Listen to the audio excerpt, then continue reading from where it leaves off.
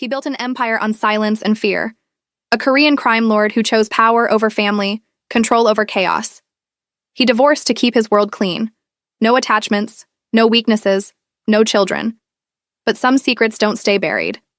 When his ex-wife appeared at his door with 4 identical 5-year-old faces staring up at him, the most dangerous man in America felt something he'd never known before. Terror. Not of enemies, not of betrayal, of fatherhood. 4 heartbeats, 4 pairs of eyes. One impossible truth that would shatter everything he'd built. If you want to see how 4 small children brought the Korean mafia to its knees, subscribe now and help us reach 1,000 subscribers. This story will break you in the most beautiful way. The house was silent in the way only power could buy. No clocks ticking, no neighbors. Just the hum of security systems and the distant pulse of a city that knew better than to disturb him. Jaewon stood at the floor-to-ceiling window of his penthouse, whiskey in hand, watching Los Angeles bleed neon into the night. 32 years old, divorced, untouchable. The Korean syndicate's youngest Don, a man who'd turned his family's underground empire into something Wall Street envied and the FBI couldn't prove. He'd built this life brick by brutal brick. No room for softness, no space for regret. The divorce had been clean. Clinical. He'd told Min-seo the truth on their wedding night. He would never give her children. His world was too dark, too dangerous. She'd stayed anyway, hopeful, foolish. 3 years later, she'd finally believed him. That was 2 years ago. He hadn't thought of her since. The security alert barely registered, a soft chime his system made for approved visitors.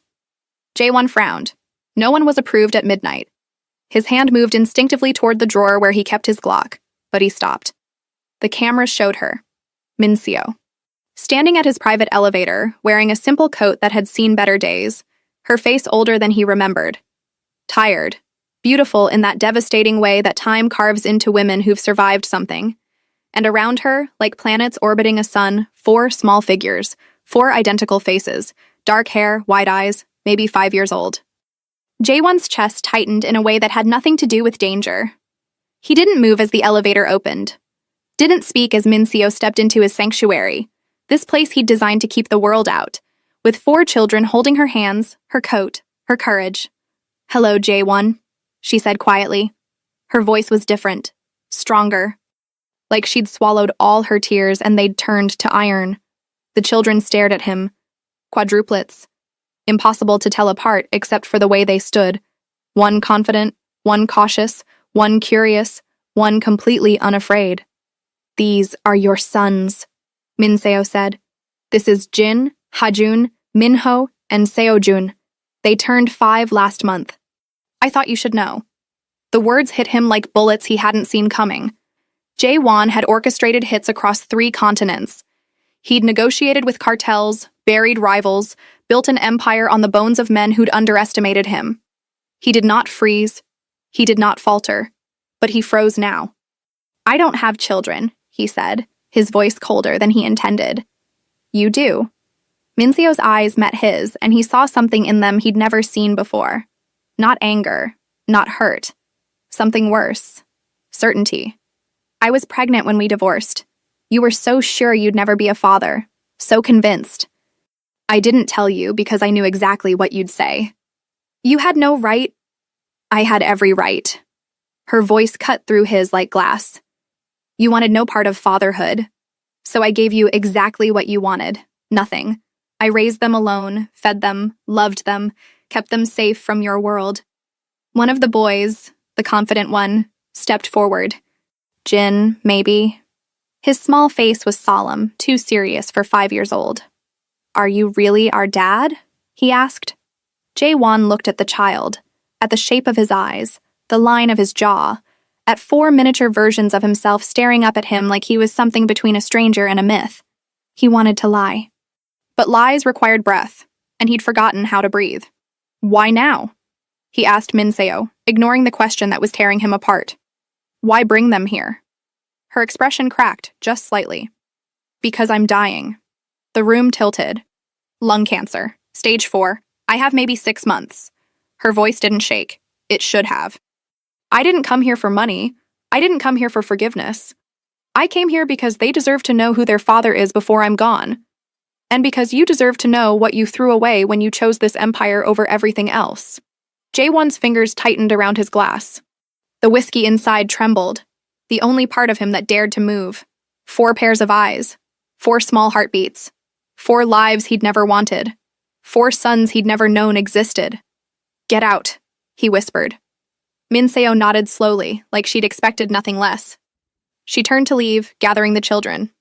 But the fearless one, Seo Jun, the smallest, didn't move. He walked right up to Jaewon, tilted his head back, and smiled. You look sad, the boy said simply.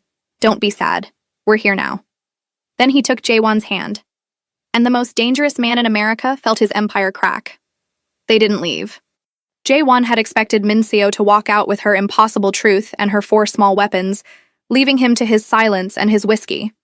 Instead, she'd turned at the elevator and said, They need to use the bathroom, and they're hungry.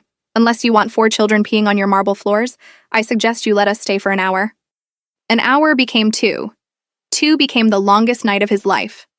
Now, at 3 in the morning, Jaewon sat in his pristine kitchen, a room he'd never actually cooked in, watching 4 5-year-olds devour cereal he didn't remember buying.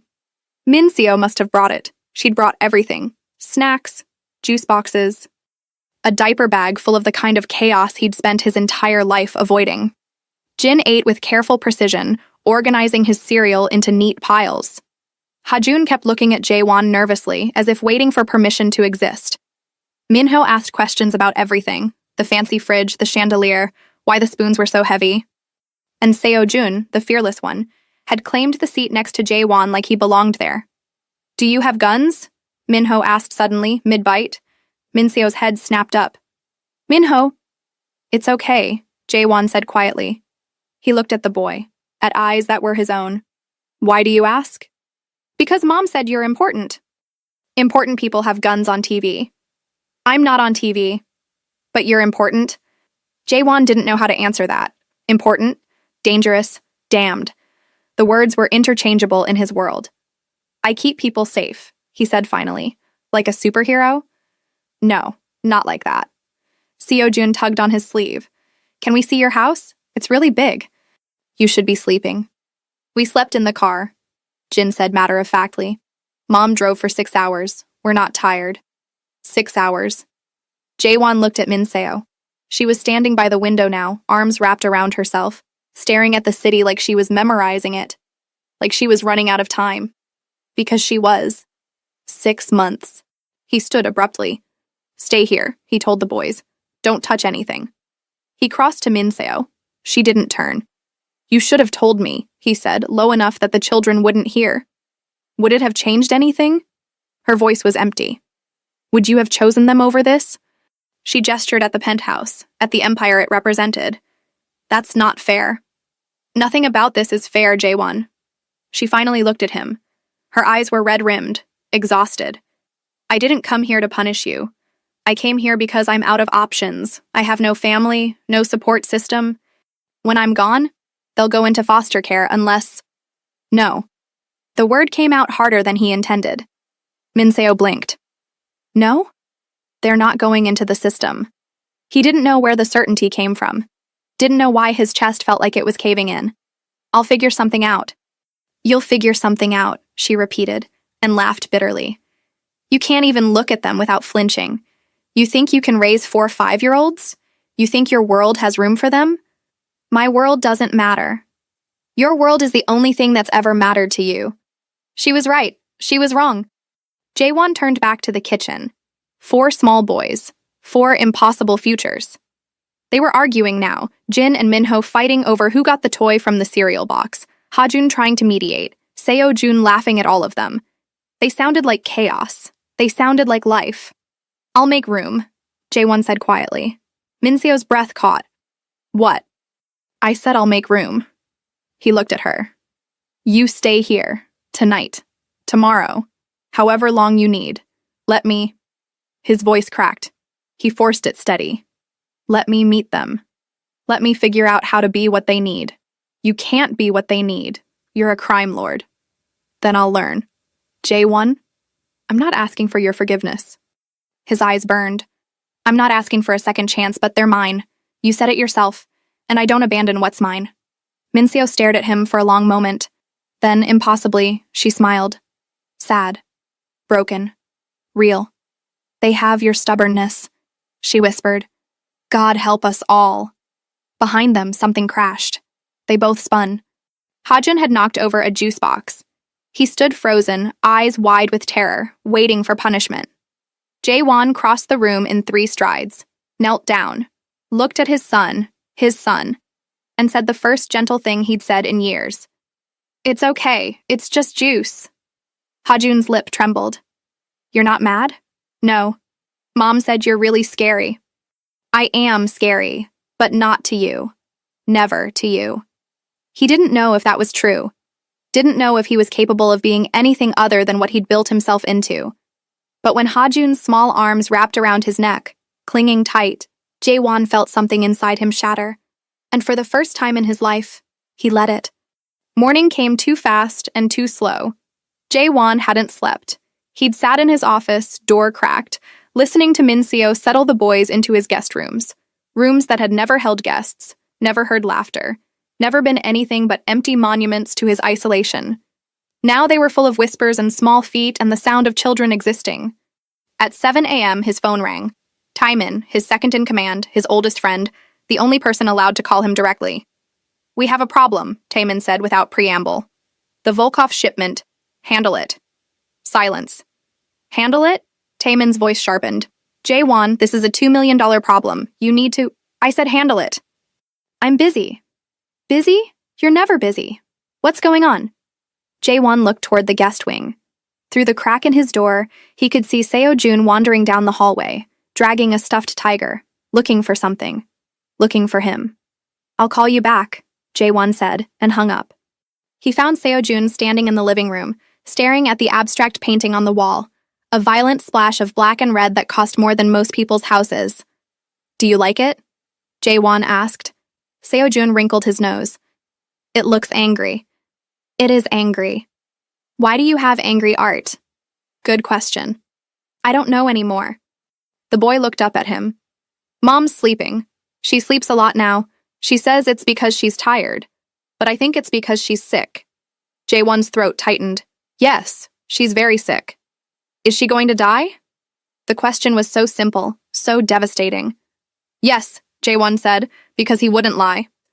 Not to this child who looked at him with eyes that deserved truth. Seo-jun nodded slowly. That's why we're here, right? Because we need someone when she's gone. Yes. Are you going to take care of us? Jae-won knelt down. Eye level, man to boy, father to son. I don't know how to take care of children, he said honestly. I don't know how to be a father. I've spent my whole life being the opposite of what you need. What do we need? Kindness, patience, safety, love. Do you have those things? I don't know. I used to, before I became this. Seo-jun tilted his head. What are you? A killer, a criminal, a king of shadows.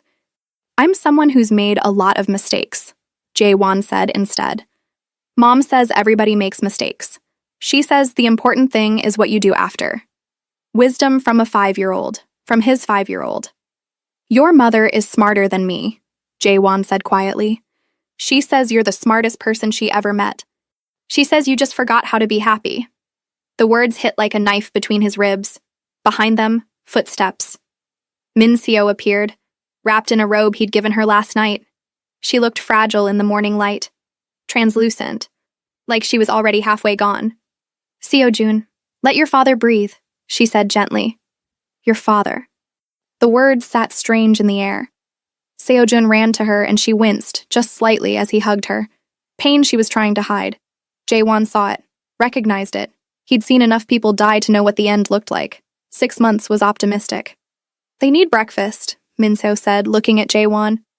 Real breakfast, not cereal. I'll order something. They need routine. Stability, not room service and penthouses. They need— She stopped, swayed slightly. Jae-won caught her before she fell. She was so light, too light. He lifted her easily, carried her to the couch, and she didn't protest. That scared him more than anything. I'm fine, she whispered. You're not. I have to be. For them. You don't. Not anymore. He looked at her. Let me help. Let me figure this out. You focus on... He couldn't say it. Couldn't say dying. Focus on them. On the time you have. I'll handle everything else. You can't just will yourself into being a father, Jaewon. Watch me. She laughed. It turned into a cough. He got her water, held it while she drank, and tried to remember the last time he'd taken care of anyone. The other 3 boys appeared then. Jin, Hajun, Minho, standing in a small cluster, watching their mother with worried eyes that knew too much. Is Mom okay? Hajun asked in a small voice. She's okay, Jaewon said, but she needs to rest. So today you're with me. 4 faces turned to him, uncertain, hopeful, terrified. He knew the feeling. What are we going to do? Minho asked. Jaewon looked around his penthouse, this sterile monument to his success, this cage he'd built. I have no idea, he admitted. What do 5-year-olds do? Jin raised his hand like he was in school. We could go to the park. The park. Or the zoo, Minho added. We like animals, Hajun said quietly. Seojun grinned. Can we get ice cream? Jaewon looked at Minseo. She was smiling through her exhaustion. They're simple creatures, she said. Parks, playgrounds, ice cream, attention, love, that's all they want. All they want. As if love was simple. As if he had any idea how to give it. But when 4 pairs of eyes looked at him like he was capable of anything, like he was someone worth believing in, Jaewon made a choice. He'd built an empire on fear. Maybe he could build a family on hope. Get dressed, he told the boys. We're going out. And for the first time in a decade, the Korean Don closed his laptop, silenced his phone, and walked away from his empire. Toward something infinitely more terrifying. Toward fatherhood. The park was a battlefield Jaewon had never trained for. Screaming children, anxious parents. The smell of hot dogs and sunscreen and something indefinably innocent that made his skin crawl with unfamiliarity. He stood at the edge of the playground like a general surveying enemy territory, hands in his pockets, sunglasses hiding eyes that had witnessed executions but had never seen a child go down a slide. His 4 sons ran ahead, Jin leading with careful confidence, Minho chattering about everything, Hajun staying close to his brothers, and Seojun already halfway up the climbing structure before Jaewon could process what was happening. Should we? He started, looking at Minseo. She'd insisted on coming despite her exhaustion. Now she sat on a bench, wrapped in a cardigan even though it was 70 degrees, smiling at her children like she was memorizing them. Let them play, she said softly. They're children.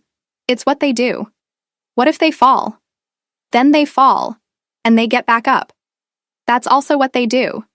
Jaewon watched Seojun reach the top of the structure, arms spread wide like he'd conquered Everest. The boy looked back at him, grinning, waiting for acknowledgement. Jaewon lifted his hand. A small wave. Uncertain. Seojun's smile could have powered the city. Something in Jaewon's chest cracked wider. His phone buzzed. Taemin, again. He'd been calling all morning. Jaewon had been ignoring him. The Volkov situation. The shipment delays. The territorial disputes in Long Beach. Problems that would have consumed him 48 hours ago now felt distant. Unreal. He silenced the phone. You can't ignore your world forever, Minseo said, reading his mind the way she always had. I'm not ignoring it. I'm choosing something else for today. For today. And tomorrow, next week, when I'm gone and you're alone with 4 children who need breakfast and bedtime stories and parent-teacher conferences, what happens to your empire then? I'll figure it out. You keep saying that, like willpower is enough, like you can just decide to be someone different. Her voice was gentle, sad. I know you, Jaewon.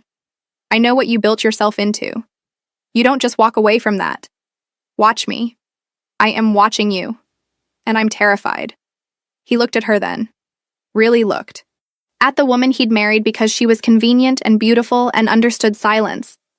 The woman he'd divorced because he'd been too much of a coward to let her hope. The woman who'd carried his children alone, raised them in his absence, and was now dying with a grace he could never possess. I'm terrified too, he admitted. It was the first time he'd said those words in 20 years. Minseo's eyes filled with tears. They deserve better than fear. They deserve better than me. But I'm what they have. He turned back to the playground. Jin was helping Hajun across the monkey bars. Minho was digging in the sand. Seojun was making friends with another child, laughing like the world was safe. So I'll become what they need, or I'll die trying. You can't do this alone. I have money, resources, I'll hire help, nannies, tutors, whatever they need. They need you. Minseo stood slowly, painfully, crossed to him, put her hand on his arm. Not your money. Not your empire. You. The man I married. The one who used to read poetry and paint watercolors and believed in something beyond power. That man died a long time ago. Then resurrect him. Because these boys need a father, not a crime lord playing pretend. Before he could respond, screaming erupted from the playground. Not playful screaming. Real fear. Jae-won moved on instinct, crossing the distance in seconds. A crowd had formed around the climbing structure. Parents shouting, children crying. And in the center, Seojun, hanging from the top platform by his hands, feet dangling 8 feet above the ground. He'd tried to reach for something, lost his balance, and now he was slipping. Jae-won didn't think. He lunged forward, positioned himself directly below, arms up. Let go, he called. I've got you. Seojun's face was white with terror. I'll fall. You'll fall into me, I promise. I won't let you hit the ground. Promise? I promise. The boys' fingers were slipping. Parents were calling 911. Someone was shouting about lawsuits. The world was chaos and noise and panic, but Jae-won's voice was steady. Trust me, Seojun, let go. And his son did. Fell. Jae-won caught him perfectly, absorbed the impact, held the small trembling body against his chest as Seojun burst into tears, huge gasping sobs of relief and residual fear. I've got you, Jae-won murmured over and over. I've got you. You're safe. I've got you. The other 3 boys came running. Jin grabbed Jae-won's leg. Hajun was crying in sympathy. Minho kept asking if Seojun was okay, if he was hurt, if they needed a doctor. And Jae-won stood there, in the middle of a public park, surrounded by strangers and sunshine and his 4 sons, and felt the last wall around his heart crumble completely. You caught me, Seojun whispered into his shoulder. Always, Jae-won said. I'll always catch you. It was a promise that terrified him. It was a promise he meant. Later, after ice cream and reassurances and way too much sugar, they returned to the penthouse. The boys were exhausted, crashing on the couch in a pile of small limbs and sleepy eyes. Minseo had fallen asleep in the car. Jae-won had carried her inside, tucked her into the guest bed, and watched her breathe for too long. 6 months. Maybe less. Now he stood in his office, door closed, phone in hand. 23 missed calls from Taemin, 14 from his lawyer, 6 from associates he'd ignored. He called Taemin back. Where the fuck have you been? Taemin's voice was sharp, worried. The Volkov deal is falling apart. They think you're showing weakness. There's talk of a move against us. We need you here. Now. I can't. You can't? Jae-won, what's going on? How did he explain? How did he tell his oldest friend that everything had changed in the space of a midnight visit? That 4 children had done what bullets and betrayal never could, made him question everything? I have children, he said finally. 4 sons. They're 5 years old. I didn't know they existed until 2 days ago. Silence. Then, what? Minseo, my ex-wife. She was pregnant when we divorced. She never told me.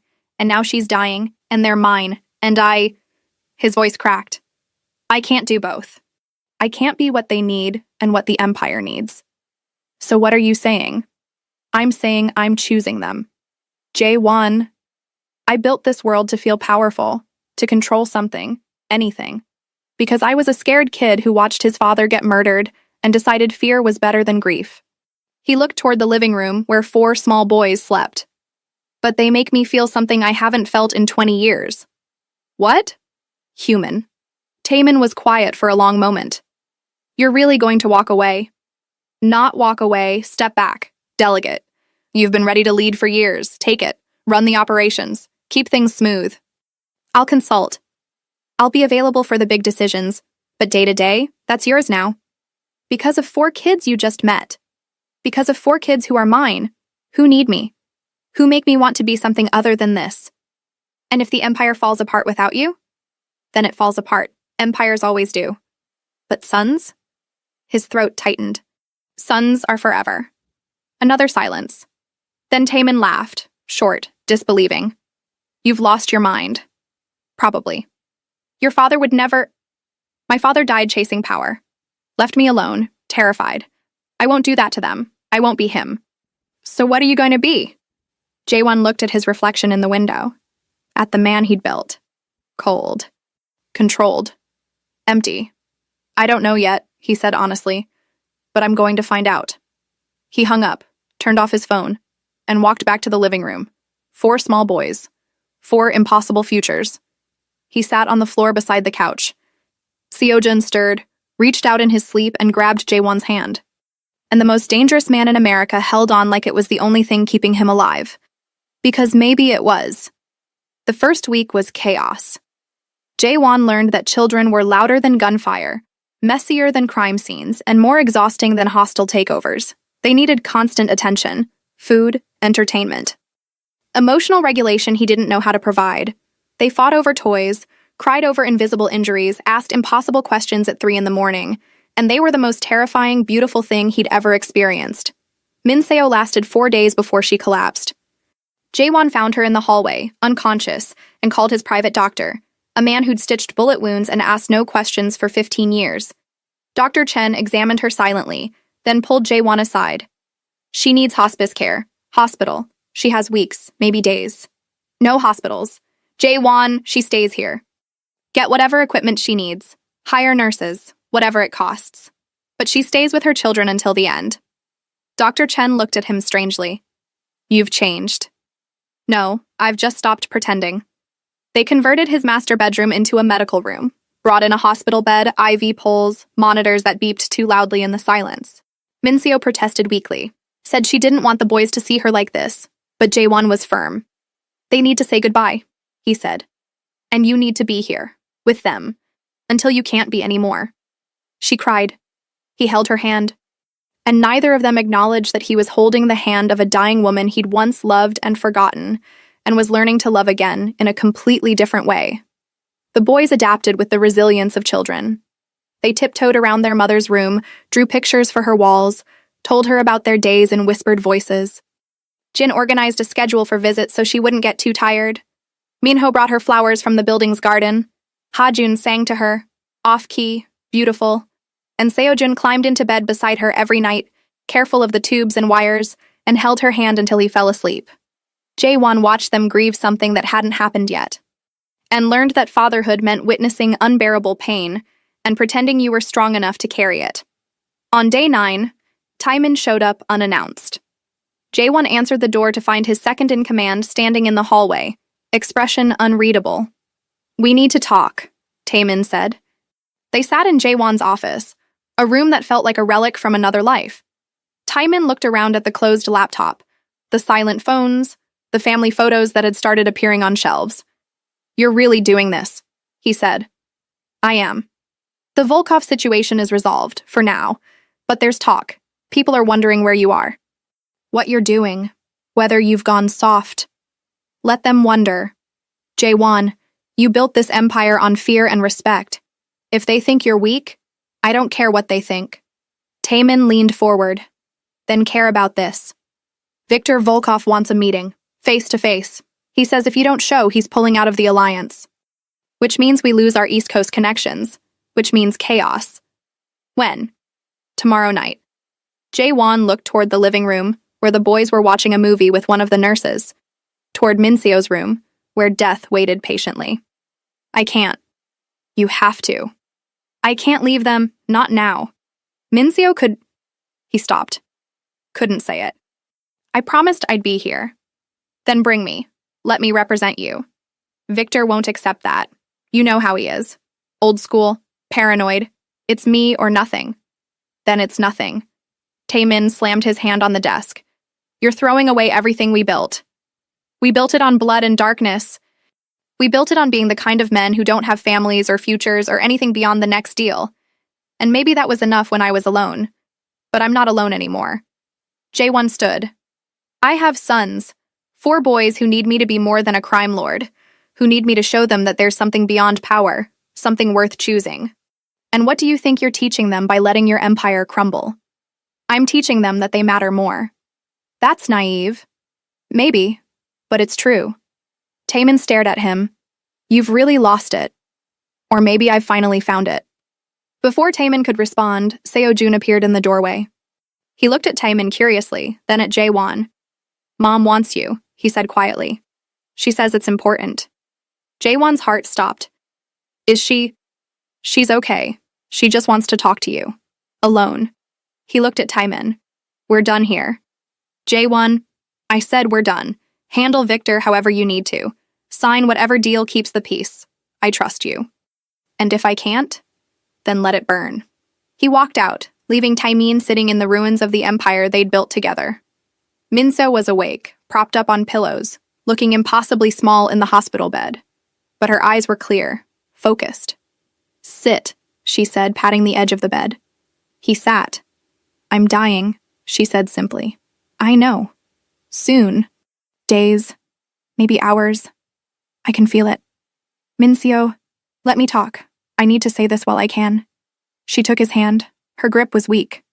You're doing better than I expected. With them. You're trying. I see it. I'm failing constantly. Welcome to parenthood. We're all failing constantly. The trick is loving them through the failure. She smiled. But I need you to promise me something. Anything. Don't let this world touch them. Don't let what you are become what they are. They're good. Pure. They deserve normal lives. School, friends, soccer practice, not bodyguards and bulletproof cars and the weight of an empire they didn't ask for. I'll protect them. I know you will. But protection isn't enough. They need freedom, joy, the chance to be ordinary. Her eyes filled with tears. Promise me you'll give them that, even if it means walking away from everything else. I promise. Say it. Say what you're promising. I promise I'll give them a normal life. I promise I'll keep them away from my world. I promise I'll be their father, not their king. His voice broke. I promise I'll love them the way you loved them, completely, without condition. Good. She closed her eyes. That's all I needed to hear. Minseo, I'm tired, Jae-won. So tired. But I'm not afraid anymore, because I know they'll be okay. You'll make sure they're okay. I will. Even if it costs you everything? He thought about the empire, the power, the fear and respect and control he'd spent 2 decades building. Thought about Viktor Volkov and Taemin and the world that was waiting for him to return. Then he thought about 4 small boys sleeping down the hall. About Jin's careful questions and Minho's constant chatter and Hajun's quiet strength and Seo-jun's fearless smile. Even if it costs me everything, he said. Minseo smiled. Then I can rest. She fell asleep holding his hand. She never woke up. Minseo died at dawn, quiet, peaceful, surrounded by monitors that no longer beeped and children who were still sleeping and a man who'd forgotten how to cry, but remembered in the moment her chest stopped rising. Jae-won sat beside her for an hour. Just sat. Holding her cooling hand, memorizing her face. Thanking her silently for the impossible gift she'd given him. Not just sons, but a reason to become someone worthy of them. The nurses had left him alone with her. They understood. Death required witnesses, but grief required solitude. He touched her hair. Once dark and shining, now thin from treatments that hadn't worked. He touched her hand. The one that had held his on their wedding day. The one that had pushed him away during the divorce. The one that had held their sons when he wasn't there. I'll keep my promise, he whispered. All of them. I'll give them everything you wanted for them. Everything I never gave you. She didn't answer. But in the growing light, she looked at peace. And Jae-won knew he'd carry her last words forever. Even if it costs you everything. He woke Dr. Chen, made the arrangements, had Minseo's body taken with the dignity she deserved. Then he sat in the hallway outside the boys' room, trying to figure out how to tell 4 5-year-olds that their world had just ended. There was no manual for this, no strategy, no empire-building tactics that translated to comforting grieving children. He was just a man who'd broken too many things, trying not to break the only things that mattered. When the boys woke, he gathered them in the living room. They knew something was wrong. Children always know. Jin sat straight-backed, preparing himself. Minho's eyes were already wet. Hajun held Jaewon's hand so tight it hurt. And Seojun, the fearless one, looked small for the first time since Jaewon had met him. Your mother died this morning, Jaewon said. No sugarcoating, no metaphors about sleep or journeys, just truth. She was very sick, and now she's gone, and I'm so sorry. Silence. Then Jin asked, Did it hurt? No, she was sleeping. It was peaceful. Was she scared? Minho whispered. No, she said she wasn't afraid anymore. She said she knew you'd be okay. Will we? Hajun's voice cracked. Be okay? Jaewon pulled him close, pulled all of them close. I don't know. Probably not for a while. Losing someone you love, it's the hardest thing in the world. And it's okay to be sad. It's okay to cry. It's okay to be angry. Are you sad? Seojun asked. Yes. Are you going to cry? Probably, when you're not looking, because I'm not very good at crying in front of people. You can cry in front of us, Jin said seriously. We won't tell anyone. And something about that, the permission from a 5-year-old to be human, broke the last piece of Jaewon's control. He cried. Not the way he'd cried as a child when his father died, silent, hidden, alone, but openly, honestly. With 4 small boys wrapped around him, sharing his grief because it was theirs too. Is she in heaven? Seojun asked eventually. I think so, Jaewon said, if there is one. Will we ever see her again? I don't know. Do you believe in heaven? Jaewon thought about the men he'd killed, the sins he carried, the darkness he'd lived in for so long, the empire built on blood and fear and choices that haunted him. I do now, he said, because she deserves one. Seojun nodded slowly, climbed deeper into Jaewon's lap, and all 4 boys ended up there, in a pile of grief and small bodies, and shared pain that felt both unbearable and strangely sacred. What happens now? Jin asked, ever practical even in devastation. Now you stay with me, forever. You're mine, and I'm yours. You promise? I promise. No matter what it costs, no matter what I have to give up, you 4 come first, always. What about your work? Minho asked. Mom said you're important, that you have important work. Jaewon looked at each of them, at 4 futures he was responsible for. 4 chances to do something right in a life full of wrongs. 4 reasons to become someone different. You're more important, he said, and he meant it more than he'd ever meant anything. The funeral was small, private. Just Jaewon, the boys, Dr. Chen, and the 2 nurses who'd cared for Min Seo in her final days. No press, no business associates, no one from his old life. He was done with that life. They buried her in a cemetery that overlooked the ocean. Min Seo had always loved the water, said it made her feel infinite. Now she was part of that infinity.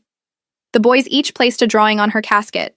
Jin had drawn their family, 5 stick figures holding hands. Minho had drawn flowers and stars. Hajun had drawn a heart. Seojun had drawn his mother with angel wings. Goodbye, Mom, they whispered together. Jaewon said nothing. Words felt insufficient. Instead, he made a silent vow. I'll be what they need. I'll give them what you asked for. I'll break myself apart and rebuild into something worthy of this gift you've given me. After the service, he took the boys to the new house in Pasadena. He'd bought it 3 days before Min Seo died, knowing the penthouse was no place for children to grow up, knowing they needed space and normalcy and a yard where they could be loud without security teams hovering. 4 bedrooms.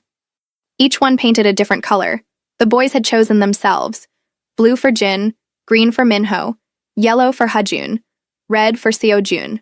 There was a backyard with a swing set he'd assembled badly, following YouTube tutorials at 2 in the morning, a kitchen that actually got used, a living room without priceless art, just comfortable furniture meant to be lived on. It looked nothing like his life before. It looked like home. Is this where we live now? Hajun asked, eyes wide. This is where we live now, Jaewon confirmed. Forever? Forever. Seojun ran through the house, exploring claiming spaces. Minho followed, asking about the neighborhood, the schools, whether there were other kids nearby. Jin stood close to Jaewon, uncertain. Are you sure? The boy asked quietly. About what? About us. About wanting us here. About... Jin's voice dropped to a whisper. About being our dad. Jaewon knelt down, Eye level. I have never been more sure of anything in my entire life. You four are the best thing that's ever happened to me, even though I'm terrified, even though I have no idea what I'm doing, even though— We don't know what we're doing either, Jin interrupted. We've never had a dad before, so maybe we can figure it out together? Together? Jaewon agreed. That sounds perfect. Taemin called that night after the boys were asleep in their new beds, in their new house, in their new life. Victor pulled out, Taemin said without preamble. The alliance is dead. We lost the East Coast connections. There are already moves being made, territory disputes, power plays. Without you at the helm, then handle it without me. Jaewon, I meant what I said. I'm out. You're in charge now. Do whatever you need to do to keep things stable. Make the deals. Manage the operations. I trust you. You built this empire. And now I'm building something else, something better. You're really walking away. I'm really walking away. A long silence stretched between them. 15 years of partnership, of brotherhood forged in blood and business, of being the only family they'd allowed themselves. She must have been something, Taemin said finally. Your ex-wife, to make you choose this. She was everything. And I was too blind to see it until it was too late. But her sons, my sons, they're my second chance. The universe doesn't give many of those. I'm not wasting it. And if the empire falls apart, then it falls apart. Empires always do. They're built on fear, and eventually someone stops being afraid. But sons? Jaewon looked toward the hallway where 4 small boys slept. Sons are forever. You sound different. I am different. Or maybe I'm finally who I was supposed to be before everything went wrong. Before I chose power over everything else. Before I forgot that being strong doesn't mean being hard. Taemin laughed softly. Your father would have hated this. My father died alone chasing power, leaving me with nothing but fear and anger. I won't do that to them. I won't be him. So what are you going to be? Jaewon thought about the question. About the man he'd been. Cold, controlled, untouchable. About the man he was becoming. Uncertain, vulnerable, trying. I'm going to be their father, he said simply. That's enough. That's everything. Good luck, Taemin said quietly. You're going to need it. I know. He hung up, turned off his phone, and walked through the house, checking on each sleeping child. Jin, curled up with a book about space. Minho, surrounded by stuffed animals. Ha-jun, holding a photo of Min Seo. Seo-jun, sprawled across his bed like he owned the world. 4 hearts, 4 futures, 4 reasons to be better. 6 months later, Jaewon stood in the backyard, watching his sons play. They'd adapted, thrived even. Jin excelled in school, already reading at a 3rd grade level. Minho had joined a science club and wouldn't stop talking about volcanoes. Ha-jun took piano lessons and filled the house with music. Seo-jun played soccer and brought home so many participation trophies that Jaewon had to build a special shelf. They had friends, play dates, normal problems like homework and bedtime negotiations. They had a life. And Jaewon had learned what love actually meant. Not the easy kind. Not the convenient kind. But the kind that woke you up at 3 a.m. when someone had a nightmare. The kind that made you sit through children's theater productions. The kind that taught you patience you never knew you had and broke you open in ways you never knew you needed. Dad! Seo-jun called. Come push me on the swing. Dad. The word still landed like a miracle every time. Jaewon crossed the yard, pushed the swing, and listened to his son's laughter echo into the evening sky. He'd given up an empire, but he'd gained a kingdom. 4 small boys who'd conquered the unconquerable, a man who thought he was too broken to love. Behind him, the house glowed with warm light. Inside, dinner was cooking. He'd learned, badly but enthusiastically. Jin was setting the table. Minho was arguing about dinosaurs. Ha-jun was practicing piano. This was his empire now. Built not on fear, but on love. Not on power, but on presence. Not on what he could take, but on what he could give. Higher! Seo-jun shrieked, joy pure and uncontained. And Jaewon pushed higher, laughing, letting go of everything he'd been to become everything they needed. The Korean crime lord who'd ruled through fear. The divorced man who'd chosen solitude. The broken boy who'd never learned to grieve. All of it fell away, leaving only this, a father, 4 sons, and a love that had saved them all. The end.